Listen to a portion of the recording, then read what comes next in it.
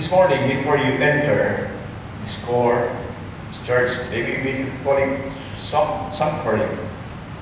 We know that all of us expecting the presence of God. And as we enter the door today, this morning, did you expect to see God? Of course, yes. You know, one time when I'm talking to the officer in Bangladesh, that's a spiritual day, I've told the officers, I said, when you are preaching to the local people, the community, to the poor, I told them, please, if you are not prepared, please go back to your office, kneel down, and pray. It's because your people, they're expecting to receive the blessings of God.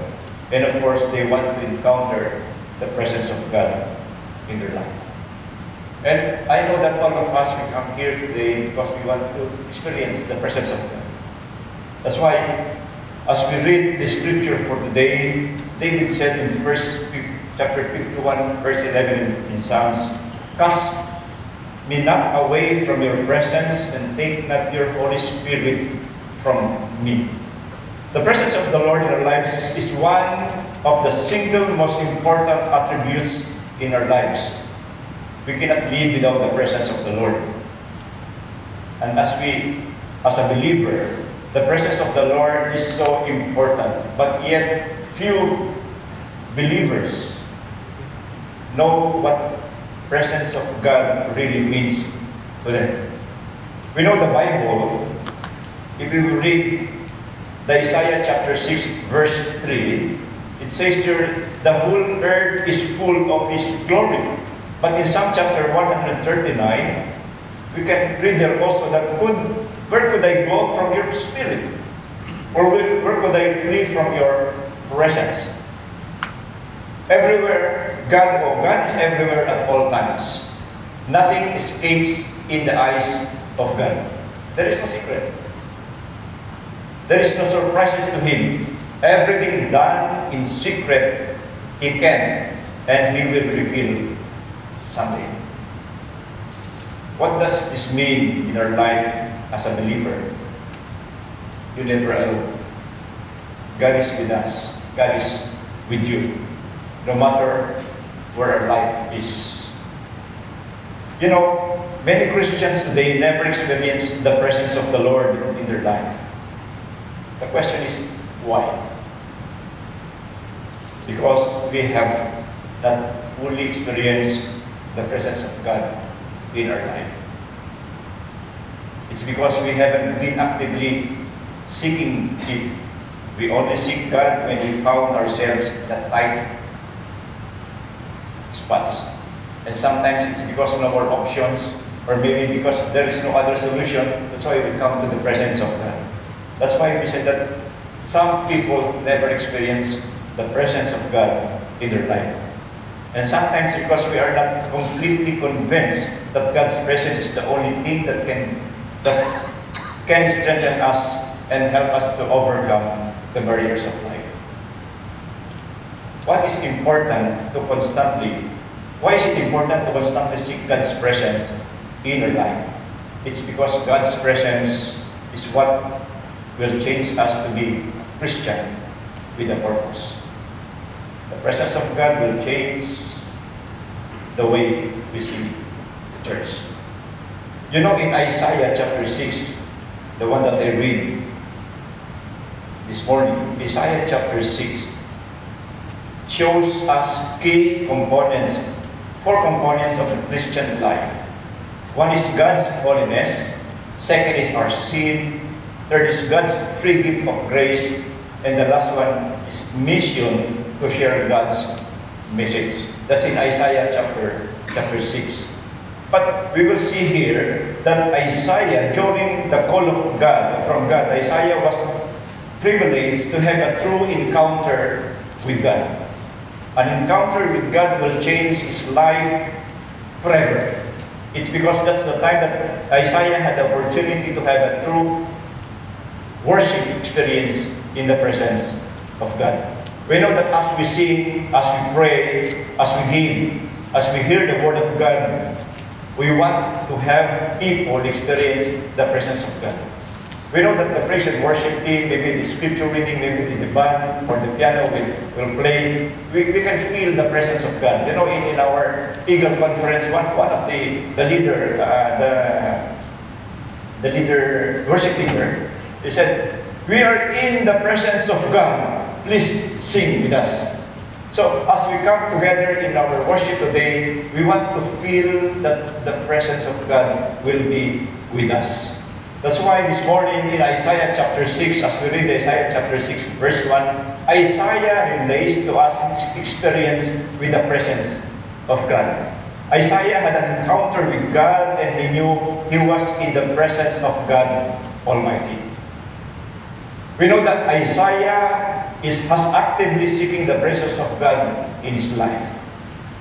As the story opens, we find Isaiah entering the temple. In verse 1, in the year that King Uzziah died, I saw the Lord seated on the throne high and exalted, and the train of his robe filled the temple. Isaiah has entered the temple. And we know that Isaiah, he believed that God resides in the temple, or resided in the temple. And as he entered in the temple, he expecting that he will encounter the presence of God. I don't know, once you enter the door of this court or church, are you expecting that you will meet God, that you will experience the presence of God in your life? That's why Isaiah said, I saw the Lord. I saw the Lord. It's a vision in the temple that Isaiah met God. That's why Isaiah, I saw the Lord seated on a throne. In verse 3 and 4, as they were calling to one another, Holy, holy is the Lord Almighty, the whole earth is full of His glory. When we met God, we become acquainted with His righteous standard. In the presence of God, we see God, who God He is. God is holy. You know that God is holy, God is faithful, God is merciful, God is perfect in love. That's why God has called us to go deeper in our relationship with God and in worship so that we can see God for who really God in our life. Two things that I've discovered in this verse about God. When we go into His presence, His majesty, we will see, we discover His majesty in His glory. We also discover that His holiness. That's why when Isaiah entered the temple, Isaiah said, I saw the Lord sitting on the throne. And then in verse 3 and 4, they call Him one to another, holy, holy, holy. So that's what the Lord is telling us this morning. As we entered in the presence of God, we have to open our hearts and mind and to worship Him in spirit and in truth. That's why in verse 1 and verse 2, up to 3, we can see how the presence of God is being felt by Isaiah. In next verse, God reveals Himself to him that seek Him. That's why Isaiah saw His true self. It is a vision of God's holiness and glory. This is why Isaiah said that I have seen the King, the Almighty God. And we know that Isaiah could not offer a more complete statement of God's authority over his life than to call Him King, the King of Kings. It's because God is the ruler of and controller of our life. And we have to commit our life to God. In verse 5, Isaiah said, who to me? I cried, I am weak. I am a man of unclean lips, and I live among a people of unclean lips.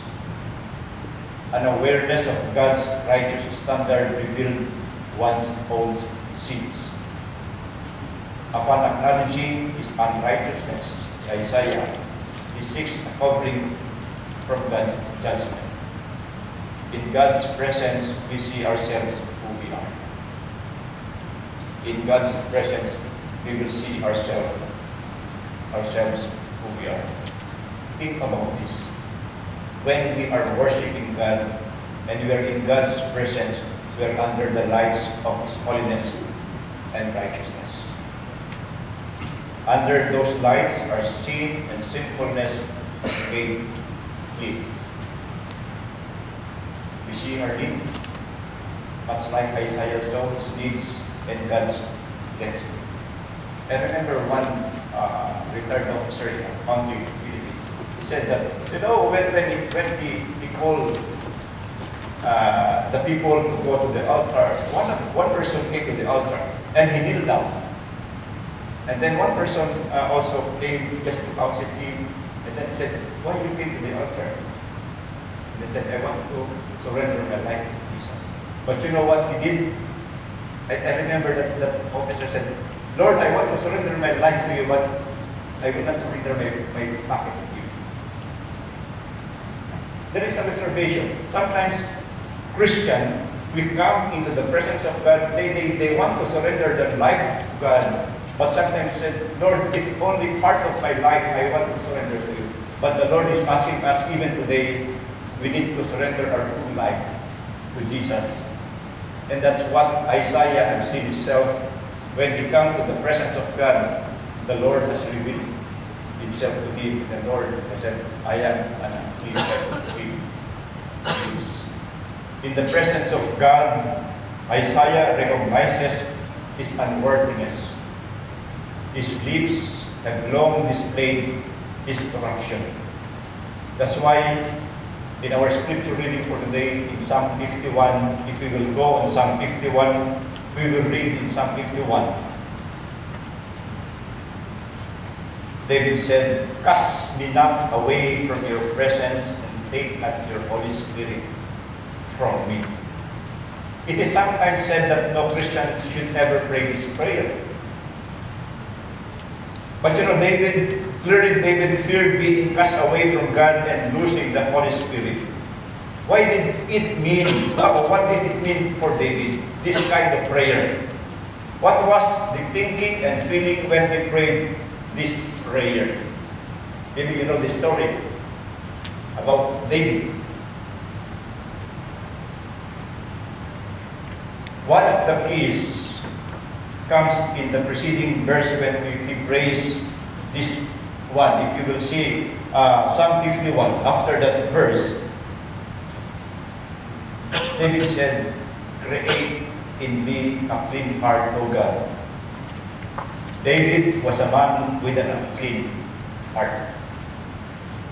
This is not David before he met the Lord. This is David, the man of God, who has an unclean heart. And maybe we will say, this is not David, the unbeliever. This is David, the man after God's own heart. This is the man who said, the Lord is my shepherd, and I shall not want.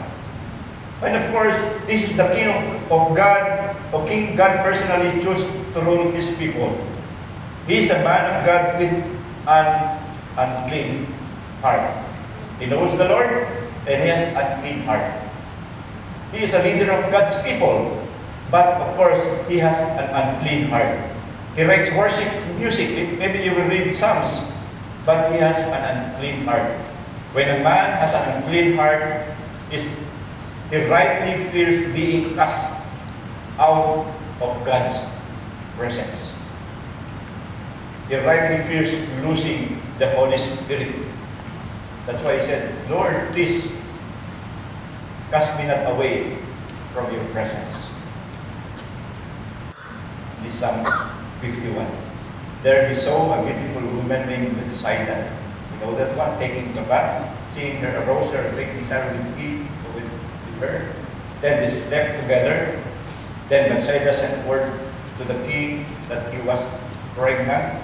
And afterwards, we know that Uriah, the husband, was being sent to the battle, and afterwards Uriah was being killed.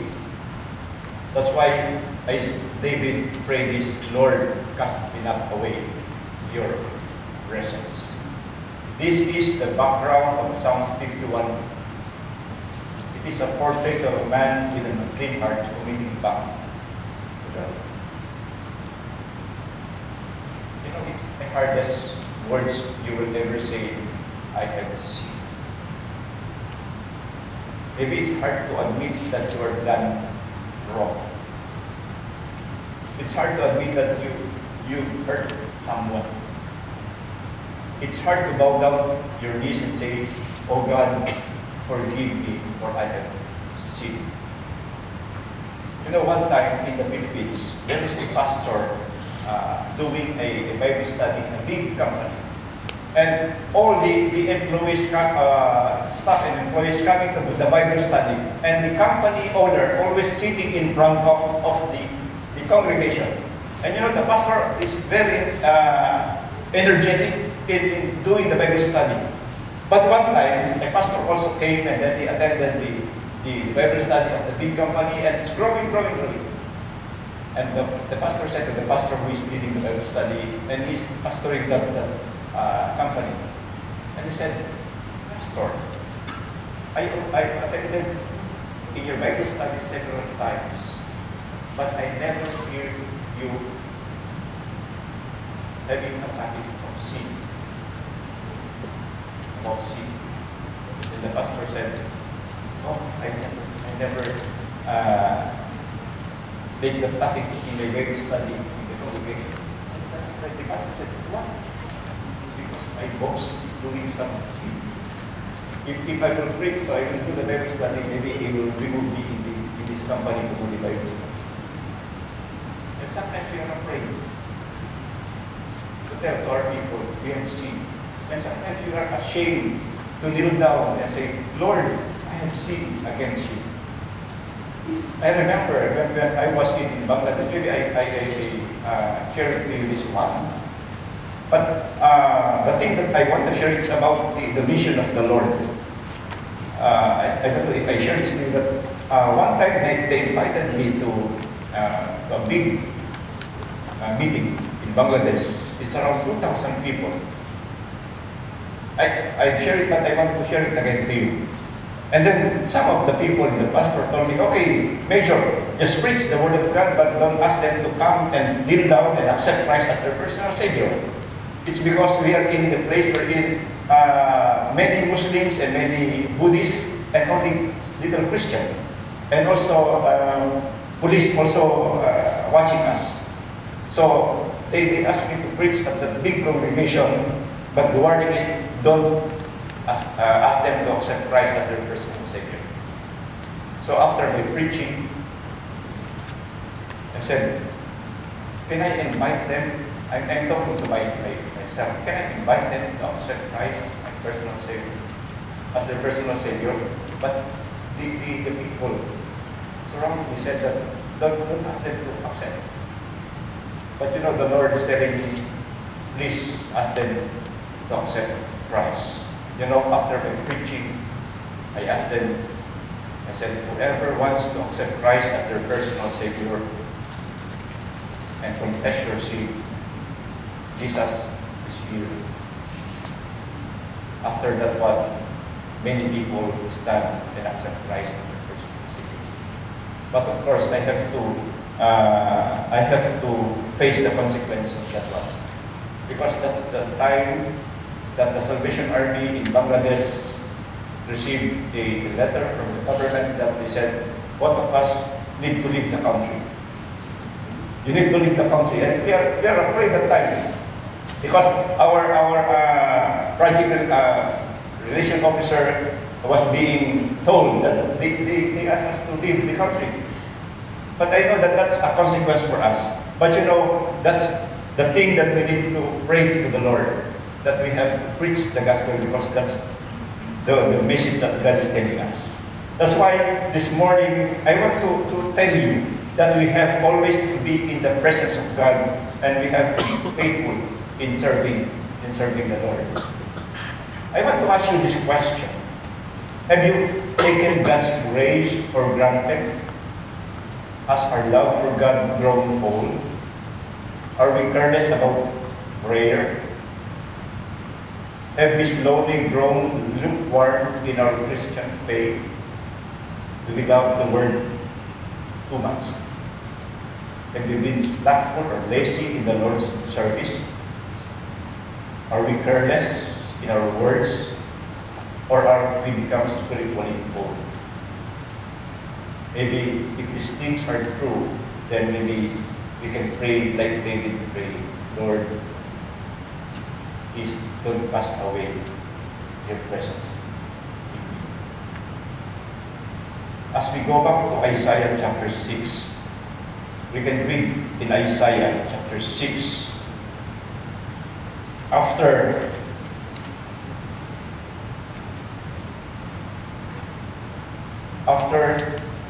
Isaiah said, "Who to me I cried, I am unclean lips."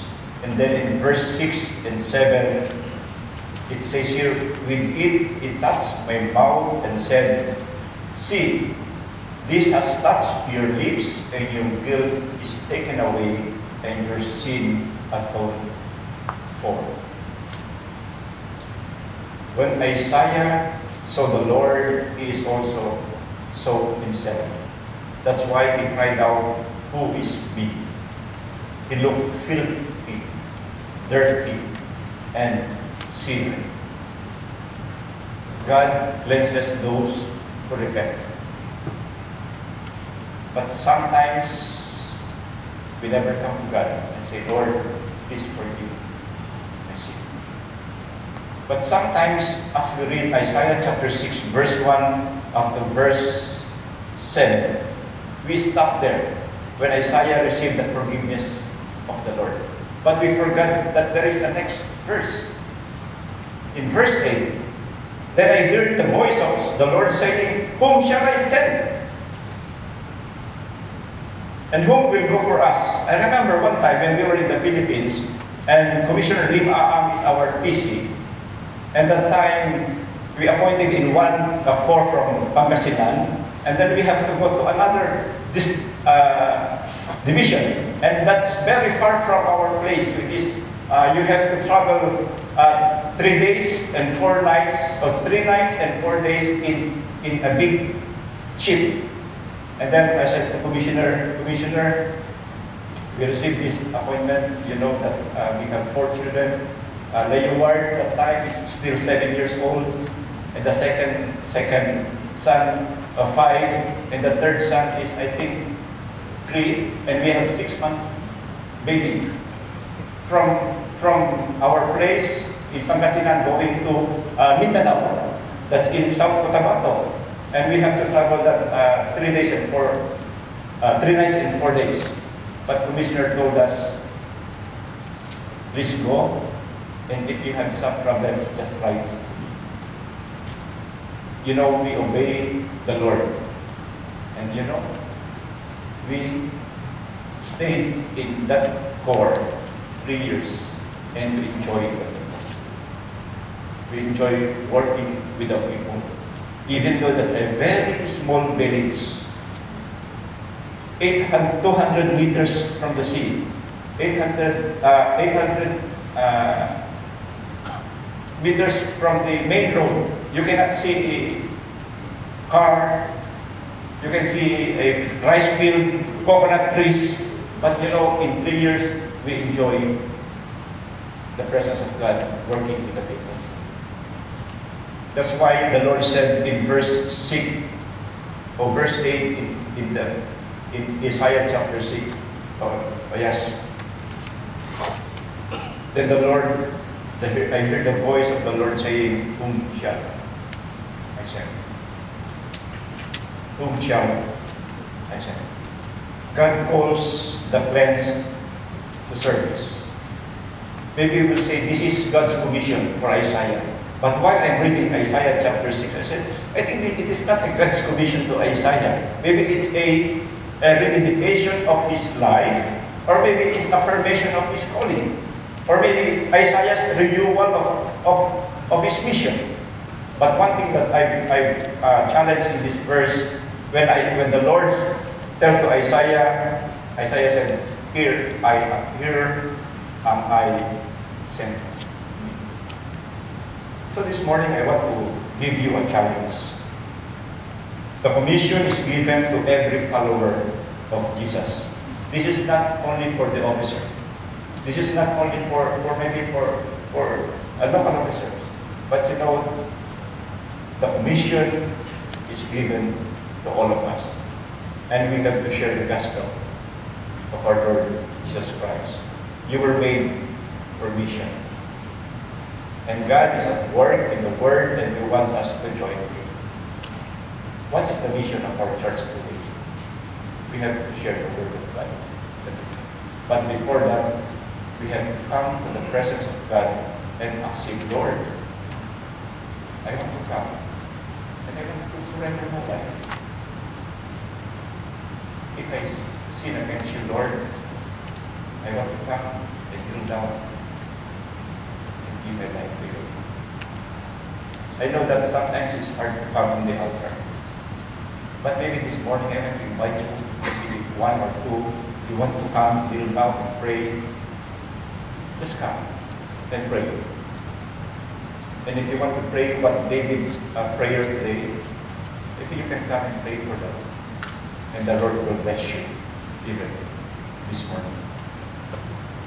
I have one favorite song in our song, which is every time I sing this song, I really feel the presence of God. The word, I surrender all to Jesus, I surrender all to Him. I freely give. I will ever love and trust Him in His presence daily. As we sing this song, I will invite you this time to walk and live in front. Just pray. Even today. And feel that presence of God in your life. Shall we sing this? As we sing this, you can come and pray to God. Oh.